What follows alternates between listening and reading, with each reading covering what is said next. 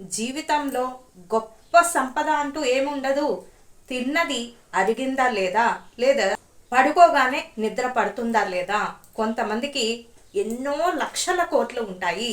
తిందామంటే ఆచితూచి ఇక ప్రతీది చాలా సూక్ష్మంగా గమనించి తినవలసి. ఇటువంటి వారికి ఎన్ని లక్షల కోట్లు, కోట్ల కోట్లు, ఎన్ని మిలియన్స్, ట్రిలియన్స్ ఉంటే లాభమే ఉంది. తిన్నది అరాయించుకోవాలి, అరిగించుకోవాలి. అరుగుదల శక్తి ఉందా, తినగానే అరుగుతుందా లేదా, పడుకోగానే నిద్ర పడుతుందా లేదా. కొంతమంది ఉంటారు విపరీతంగా సంపాదన అనేది వాళ్ళకల లక్ష్మీ కటాక్షం ఉంటే ఉండవచ్చు, కానీ ఈ సంపద అంతా ఎవరు దోచుకుపోతారా, దొంగలు దోచుకుపోతారా, లేదా ఐటీ వాళ్ళు దాడి చేస్తారా అని భయంతో బ్రతుకుతూ ఉంటారు. తృప్తి లేని బ్రతుకెందుకు, తృప్తి లేని జీవితం ఎందుకు. ఎప్పుడు ధృతరాష్ట్రుల్లా ఉండకూడదు, విదురుల్లాగా తృప్తితోటి జీవించాలి. ఎప్పుడు కూడా ఉన్న దాంతో తృప్తిగా ఉండాలి.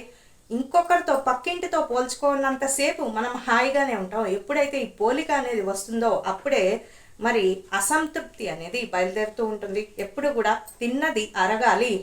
ఎప్పుడు కూడా డాక్టర్ మొహం చూడకూడదు. అలా ఉంటే అదృష్టవంతులు. పడుకోగానే నిద్ర పడుతుందంటే ఇక పడుకున్నంత సేపటిలో ఆ శరీరం అంతా కూడా శుద్ధ అవుతుంది. కాబట్టి ఇక ఆరోగ్యవంతుడు కింద లెక్క. ఈ రెండు ఐశ్వర్యాల కన్నా గొప్ప ఐశ్వర్యం ఉందంటారా? ఏమీ ఉండదండి.